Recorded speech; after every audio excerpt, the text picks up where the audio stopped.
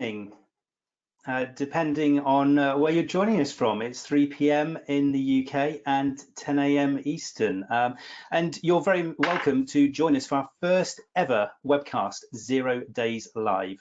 My name's Stuart Reed, and I'm with Nominet, focused on cyber solutions. And we've been fascinated with cybersecurity here at Nominet. Personally, myself, I've been interested in cyber for, well, probably the last decade or so, right back when it was simply known as just IT security. So how things have changed. Now, speaking of change, and given the current situation, a lot of people are perhaps feeling slightly disconnected, and with the usual conferences, events, and face-to-face meetings being paused right now, we at Nominet Cyber thought it'd be a great opportunity to do something a little bit different and create a webcast that is open for all within or have an interest in cybersecurity. Now, the webcast is intended to provide an opportunity to hear from others within the industry, get a roundup of what's going on within the news, share some thoughts on best practice as we navigate our way through what is and continues to be a changing world. But most importantly, we want to hear from you guys. We want your involvement here in the show, be that through the interactive polls that we're planning, through questions, through comments, or anything else that you want to discuss, within reason, of course. So during today's show and all the other live shows that we plan, you'll notice the console on your screen has the ability for you to ask a question at any time. So please do use that to ask any questions or provide any comments that you want to, and we can read those out during the show. Now, as you can see, we're keeping a fairly authentic look and feel here today. What you see behind me is my home office, which has now been doubled up as one of the virtual studios for 0 Days Live. Now, we are going to be running these podcasts and webcasts every day live for the next 8 weeks. So for those of you who really quick maths, that's at least 40 episodes. And because we are live, as we are today, anything could happen, and I'm sure over the next 8 weeks or so, it could prove to be the case that anything does happen. Now, we plan to run each of these sessions for between 20 or 30 minutes a day, but there are no hard and fast rules. And if you're not able to join us live for every show, or indeed the whole show, you can watch us on demand as well. So please do see nominetcyber.com/0 Days Live, which is exactly the same page as you used to sign up to join today. So it couldn't be easier. Now, you'll be pleased to know that it's not just me in my virtual studio. We have lots of great content, and we have some fantastic guests that we've got lined up over the next series of webcasts. And not to mention, we have a fantastic team supporting this, both behind the scenes and also joining me live. And I'll do some intros in a moment. But as I alluded to before, the most important thing for us in this show is your contribution. It would not be the same without you tuning in. So with that in mind, if there's something you want to hear more of or anything that you want to hear less of, then just let us know. Now, in terms of the schedule, we aim to do something themed every day. And so it looks a little bit like this on a weekly basis. So on a Monday, we are looking at industry insights. So we talk to industry leaders and people within different industries that are able to share their perspectives from a cybersecurity perspective with us, and we're able to have a live discussion with you, the audience involved too. Tuesdays is Tech Tuesdays, so that's where we do a deep dive on some more of the technology areas that help drive cybersecurity forward. Security Begins Here is the segment that we have on Wednesday, and that's where we're talking to, again, industry leaders that are providing some thought leadership on some of the challenges that they're facing right now in their businesses and the role that cybersecurity plays in addressing some of those things. On Thursday, we have GovSec Thursday. So this is where we talk everything related to governments around the world. So anything that governments find to be either a challenge for them specifically or something that they're working on that they feel provides real value from a cyber perspective, then we're inviting special guests on Thursday to join us and give us their insights. Now, we're also rounding off the week with Fun Fridays. So this is a bit of a light-hearted view of the week. We perhaps do a bit of a roundup of the things that have happened during the week and reflect on them. But we also just try and keep it kind of fairly light-hearted as we move into the weekend. So that's the program of events that we are planning as we move forward into each of our weeks. So there's something slightly different and something for everyone really every day. Now, as I mentioned before, I'm supported here by a fantastic team. So I'll do some quick intros. First intro, Steve Forbes, who joins me as one of my co-hosts and my not so roving reporter. Say good hi to everyone there, Steve. Good afternoon, everyone. Thank you very much, Steve. And also I'm joined by Kerry here as well. So if you're able to switch on and say hi as well, Kerry. Hi, nice to see you all. Great stuff. And Kerry will be giving us a roundup of the latest news every day on the show, and also be checking in on any of those comments or questions that come through the panel and interspersing those during the show. So thank you very much, Steve and Kerry. Now, we also have a fantastic team behind the scenes as well. So we have Lizzie, Lucy, Lindsay, Andrew, Sam, Jason, and Lauren, to name but a few, that really make this happen for us on a daily basis. And they help to curate the content and make sure that technology is up and running to help us deliver it.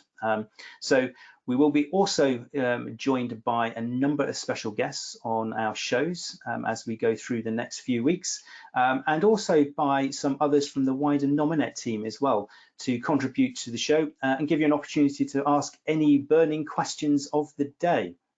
Now, before introducing any of my first guests, I do have a burning question, and I can see the virtual horror from the team behind me, as this bit's a little bit unscripted, but as I said, we wanted to keep it reasonably authentic, so I thought that I'd throw this one out there. So what has been your pet peeve from the last week or so? I'll give you a couple of moments to think about that, Steve and Kerry, while I share mine. So mine's definitely having to still get up early, or in fact even earlier. So even though I'm now firmly working from home and so don't have to worry about the daily commute, I do have two young children who think they're on an extended holiday, and therefore as a result I seem to be getting up even earlier than I did before. Now the bright side, of course, is that the mornings are definitely getting a bit lighter, and with the exception of a little bit of rain, it's certainly where I am today, it's been pretty decent weather so far, so every cloud and all that. So Kerry, what's yours?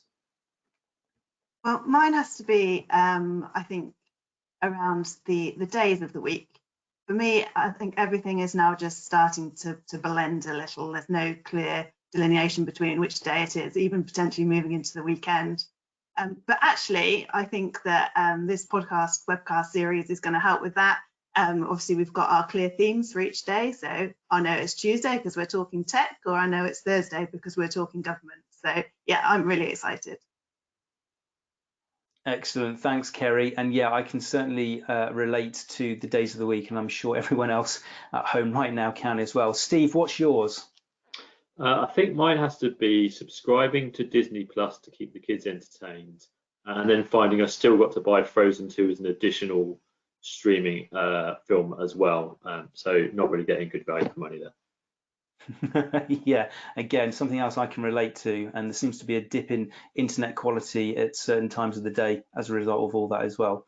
So as I mentioned before, today is our launch show, and I'm really pleased to announce that we've got two very special guests joining us today. We have our very own Jennie Moore, who's Global HR Business Partner at Nominet, and we also have Donna Leslie, who's Director of Talent and Culture at Clarabridge, a leading provider of consumer experience management solutions. And for this part of the discussion, also joined by Steve, who I introduced earlier. So good afternoon or good morning, depending where you're coming from, to both Jennie and Donna. Hi there. Hi, good morning, good afternoon. Now, hi there. So before we get into the main crux of our discussion today, by way as a bit of an icebreaker, you've just heard pet peeves just now from both myself, Kerry and Steve. Interested to get a view on what your pet peeves are. So let's start with Donna. Hi there, Donna.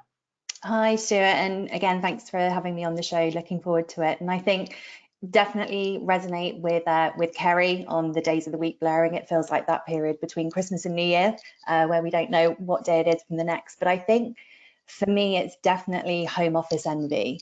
When there's an increase in video calls at the moment, and more often than not, I feel that I'm looking at some sort of Vogue homeworking edition. There's some incredible setups that my colleagues have. And I'm frankly sat in a kitchen trying my hardest to practice social distancing from my fridge. So that's probably my pet peeve at the moment. Thanks, Donna. Yeah, I can certainly relate to the fridge experience. and actually, if it wasn't for the poster behind me, which is holding a multitude of sins, then I think that I would also be letting the side down in terms of the sparkly workplaces. So I appreciate that. So Jennie, how about you? So I think I'd echo everything that everyone said, but for me at the moment, it's still having to get up and get ready for work because you're on WebEx all day and you're being seen. So the thought of not just being able to not put any makeup on or get ready and just sit with baby snot down my top is not an option. So you're privileged today. There's no baby snot down the top that you can see anyway. Excellent. And to be honest, I think we've all seen some of those YouTube clips of slightly embarrassing office moments on WebEx. I'm sure that we're going to see plenty more of those as we go through the coming days and weeks. So thank you very much for that, and thank you very much again to you both joining us today. So let's move on to today's discussion.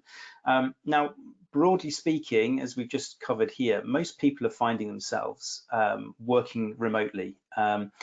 So, what does the role of HR play in ensuring the well-being of employees while we are all on this this remote working area, and how does that feed into maintaining a strong cybersecurity posture? Now, Steve, I'll start with you on this one, because inevitably some organizations are already geared up for this and others are not. So, what are the considerations or perhaps even the extra considerations that you have to take into account with a much larger remote workforce all being at home at the same time? What are the kind of the threats that potentially we're going to start seeing as a result of this move towards remote working? Well, I think one of the key things is people working from home, perhaps not sitting near their colleagues, not being able to get up and ask questions. So communication becomes really, really important here. If you think about something like phishing, which we're seeing much, much more of since we've been working from home, we rely on our people as an additional layer of defence there to be able to spot these things. We can put all the technical things security we like in terms of phishing, but we do really rely on our staff to be that first layer of defence in terms of spotting these things. And what we normally say to our teams is, look out for things that don't seem normal. If it doesn't feel quite right, then it probably isn't right.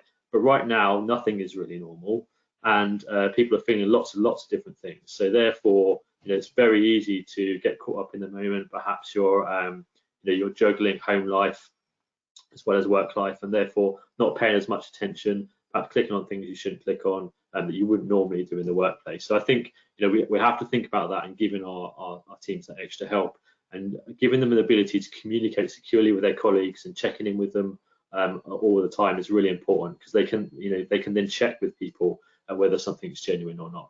I think the other key factor is, obviously, we've now got lots and lots of devices out there in the wild, not necessarily sitting on your corporate network. So understanding how you're going to patch those devices, how you're going to manage them, protect them, monitor them, that becomes really, really important, because they're no longer physically on your network anymore.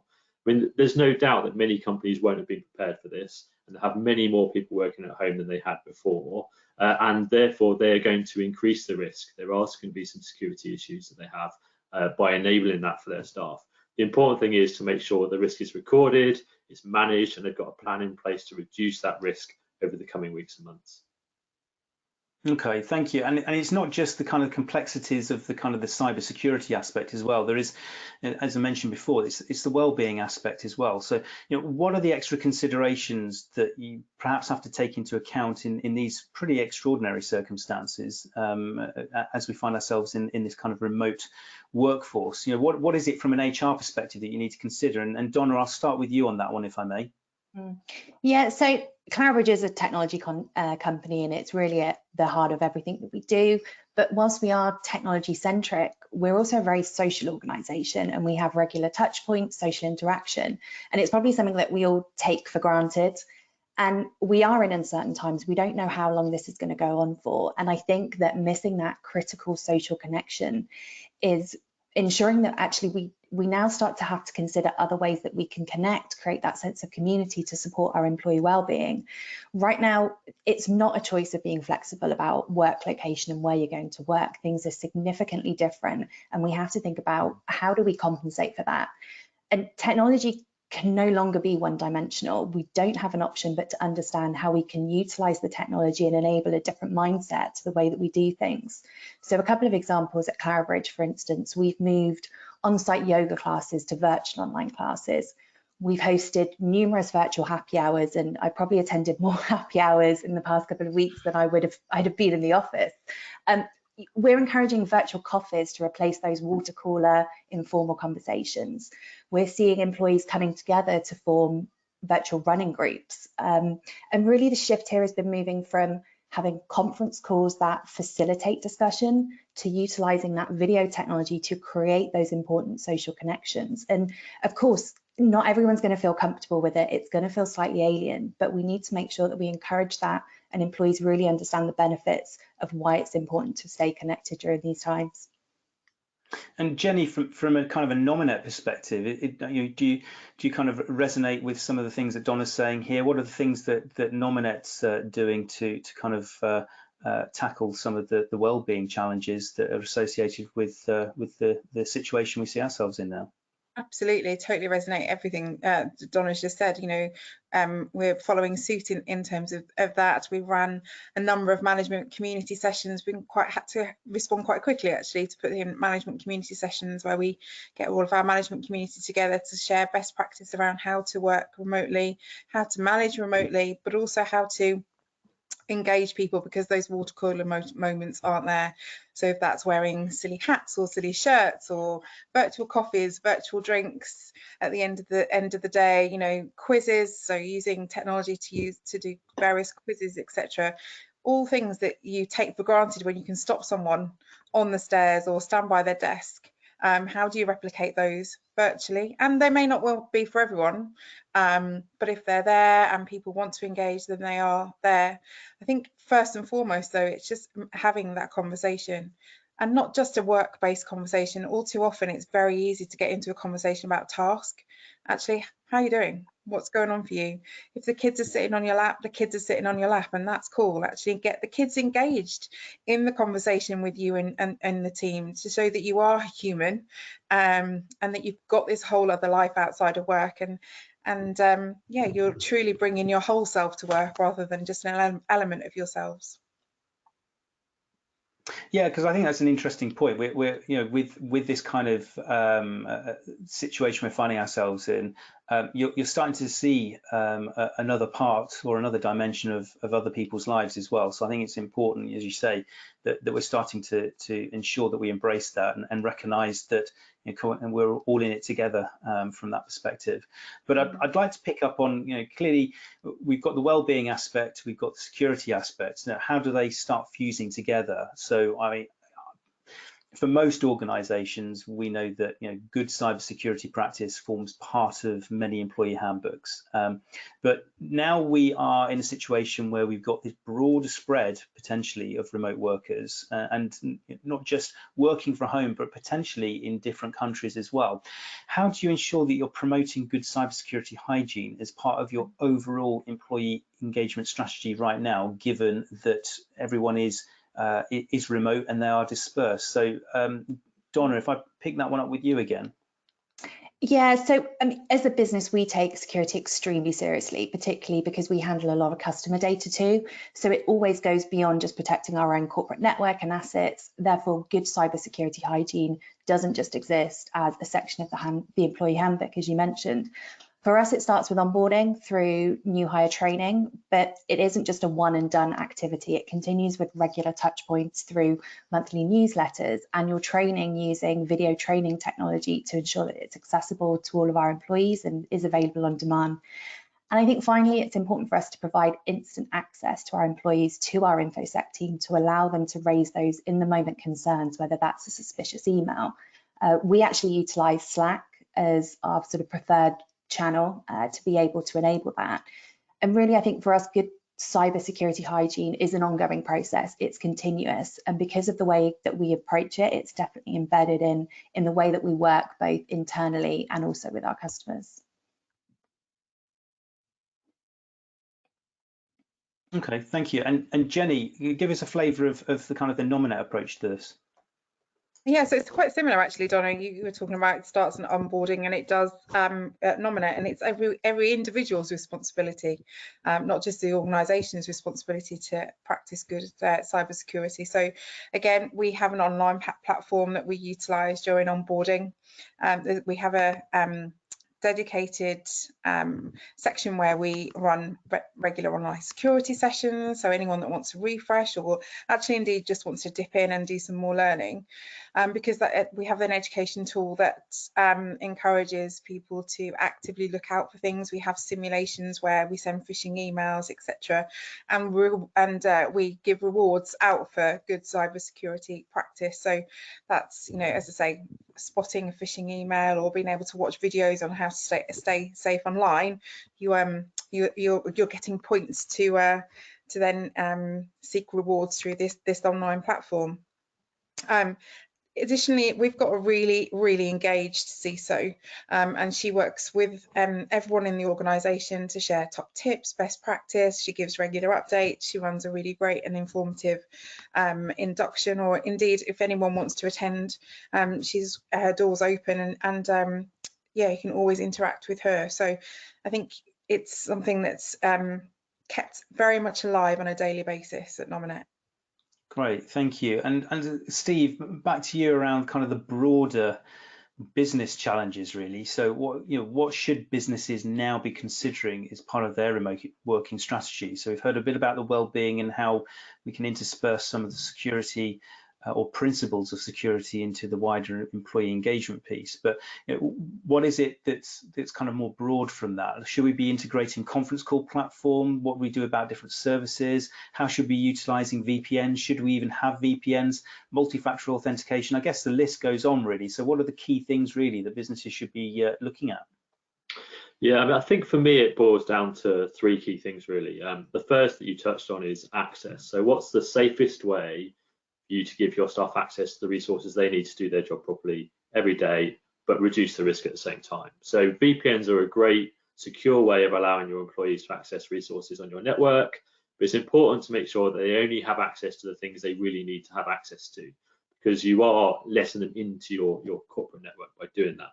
And it's worth considering whether they really need to access your network, or can they access the resources they need directly from the cloud, for example, particularly if you're allowing your employees to use their own devices. So, by allowing VPN access on an unmanaged device into your network, you're significantly increasing your risk. And so it's something you might want to think twice about. You also want to think about what you are opening up in terms of access to the internet.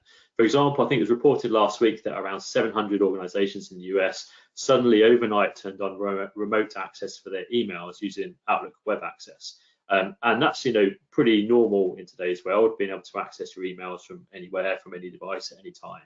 However, these organizations had purposefully kept their emails on premise on traditional Exchange servers, and all of a sudden they were exposing those to the internet, and some of those instances hadn't been patched against a particular vulnerability. So therefore, overnight, they've suddenly made their network and their emails more vulnerable to attack because they hadn't patched that thing. Now, previously, that vulnerability was probably in a list somewhere, and they probably said, yeah, okay, we don't need to mitigate that risk because we're not exposing it to the internet. but overnight they just did, and those systems weren't patched. So that's a really important thing to think about. The other thing is, if you're giving your staff direct access to resources in the cloud, use multi-factor authentication, put some kind of additional authentication process in place there. Microsoft reported that over the last month, they've seen a 750% increase in cloud usage. I mean, a tremendous amount of additional resources being used in the cloud, and more employees accessing directly to the cloud. So having that additional authentication in place is really key. And if you're giving your staff access to devices inside the network using something like RDP, remote desktop protocol, again, this is something that can be a major risk because there are some known vulnerabilities around that kind of protocol. It's a great way of letting your users have access to resources, but if you haven't patched against those things, then it's going to become an issue. Lastly, I would just say it's about having visibility of what's going on your devices and your network. So using something like an EDR solution, endpoint detection and response, or network detection and response solution, gives you that greater visibility of all of the activity and the potential threats that are going on. Now those devices are out in people's homes, it's really, really important to get that view of what's going on. So just to summarize, 3 things: manage access, authentication, patch everything, make sure you've really patched all your systems. That becomes really, really crucial now, and maintain that good visibility of your devices and your network. They're the 3 things I would focus on. Great, thanks, Steve. And I think everyone that's tuning into this will recognize that this is not just a fascinating subject, but one that's really important to everyone right now and has really come to the fore. So lastly, and kind of quickly from my audience or from my guests again, one piece of advice that you would give remote workers from a well-being perspective. So Jennie, if I start with you on that one. I think have clear times where you're starting work, you're having lunch, you're taking breaks, and you're finishing work. It's very easy. So my office, I'm a bit like you, Donna, I'm set up in the kitchen. So it's very easy to just have the whole family revolve around the kitchen and the whole life be about work. So yeah, just making sure that you've got those demarcation points. And also just give yourself a break. There are so many things coming, from school. You're expected to be a teacher, you're expected to be, a parent, you're expected to work, and you can't possibly do all 3 things very well at one time. So just recognize what's within your gift to control and do that. And, we'll come out the other side in a better place. Thanks, Jennie. And Donna, your one piece of advice? Yeah, I think this follows on from what Jennie was saying. I think it's communication. We all know, and we should expect that actually companies are going to be ramping up their communication efforts with employees, disseminating relevant information and resources. But I think it's really important that communication is a 2-way street. Talk to your managers, talk to your peers, talk to your HR team, and give feedback. What is working, what's not working? What could the company consider doing either differently or better? Right now it is unprecedented shift for everybody, so be honest and speak up. To Jennie's point, everyone's balancing a number of different challenges, and I think all we can encourage employees to do or individuals to do is acknowledge that it's okay to feel overwhelmed and worried, but talk to people and give that feedback. I know certainly from our perspective, from an HR, this is unprecedented for us. We can't come up with all of the solutions on how we're going to manage through this, and so we welcome feedback from our teams and our employees. And actually some of our initiatives that we've rolled out over the past couple of weeks have been driven by employees' ideas and feedback. Okay, great. And last word from you, Steve, but just a reminder to the audience, if there's any questions you want to ask any of today's guests, then please do have your say now. But Steve, last word from you on this from a security perspective. What should we as employees be doing to make sure that we're staying safe online? Yeah, I mean, we put our blog out about this last week, so it's worth looking at nominetcyber.com to read a bit more detail. But just to summarize, I mean, number 1, be careful of where you're going. Don't navigate to any website you don't know or trust. Be cautious about clicking on links. If you're unsure, phone the person that sent it to you to kind of double check its authenticity. But if in any doubt, just don't click on it.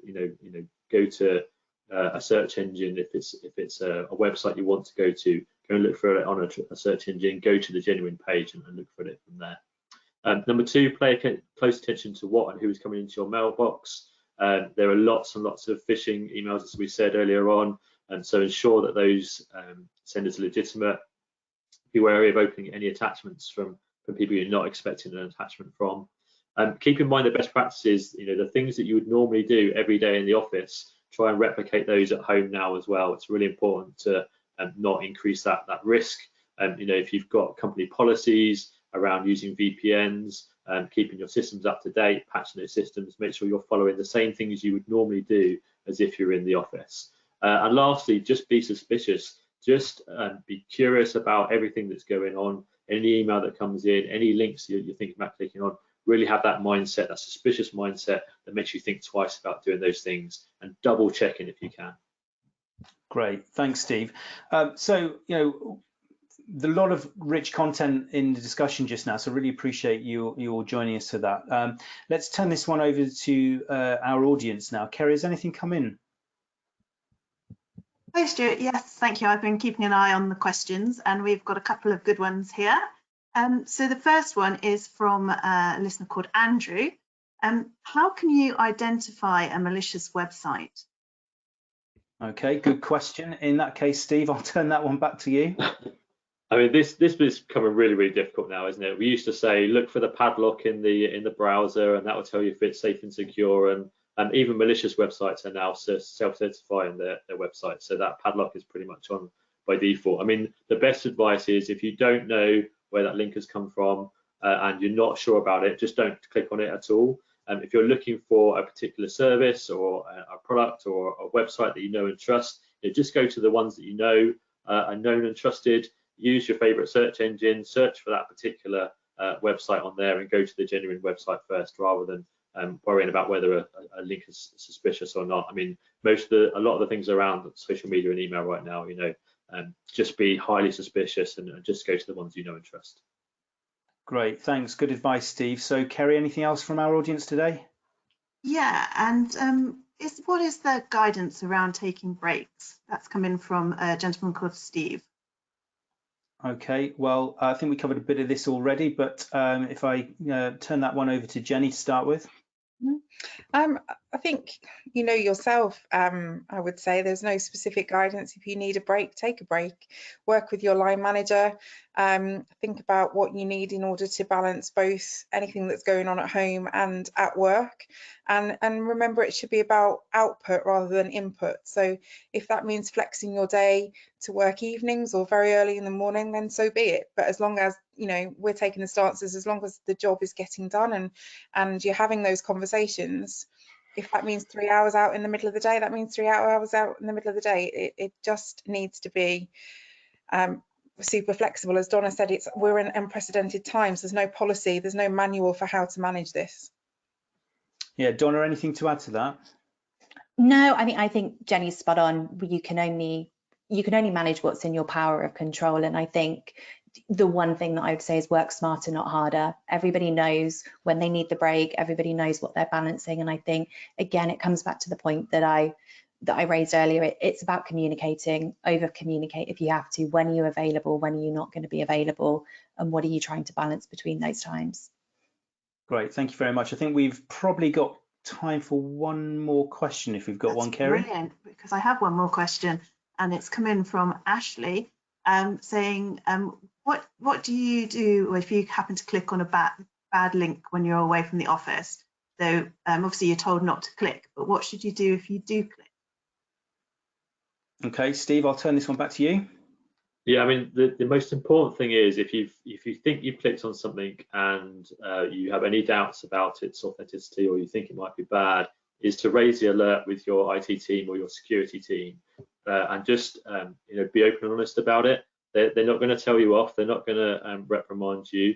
In fact, it's in their best interest that people actually communicate with them when they've done something like that, and they can then go and investigate and see how much of a threat it was, whether there's anything they need to do to try and mitigate the risk that might have happened as a course of clicking on that link. So don't be afraid to put your hand up and say, hey, look, I've made a mistake. Can you have a look at this for me? That would be my advice.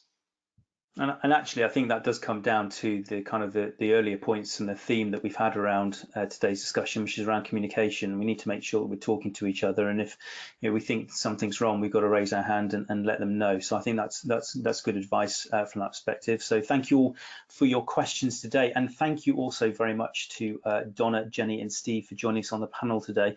Now we're almost at the end of today's webcast, but beforehand, let's turn back over to Kerry to give us a wash up of today's cyber news. Over to you, Kerry. Thanks, Stuart. Yes, so there are some good stories out there that we've managed to compile. So Forbes actually reports that 7,000 dark websites have been deleted following an attack on Daniels Hosting, who are the biggest operator of the free hosting on dark websites, which I believe is their entire database. The SANS Institute have announced that in their first ever Women in Cybersecurity survey, that there are significant gaps in the cyber mentorship when it comes to gender, revealing that while mentoring is hugely important in career progression, only 7% of women have been mentored by a woman, compared to 31% who've been mentored by just men. As women progress into these more senior positions, there was a call to action to take up more mentorship opportunities. And then finally, there was an interesting article from CBR that discusses the well-known online game World of Warcraft and what it taught us about real world pandemics 15 years ago with its corrupted blood incident. Now, Stuart, are you a gamer? I'm rapidly turning my hands to gaming now as I'm sitting here in my virtual office. So yeah, I think as I go through, I'll be playing lots of Mario Kart. So thank you for that, Kerry, and thank you again to my very special guests that joined us on the launch show today, Donna Leslie and Jennie Moore, and of course Stephen Kerry, who joined me on the webcast, and the whole team that's behind the scenes, including Lindsay, Lucy and Jason. Now, before we end, just a quick word on tomorrow's show, which is Tech Tuesday. We'll be talking all things DNS, so please join us then. Thank you all for listening. Thank you very much to my special guests, and hopefully see you tomorrow. Please do remember to bookmark this page for each of the next 40 episodes, and we look forward to speaking to you and joining us for the next one, which is tomorrow on Tech Tuesday. So thank you very much and goodbye. Thank you.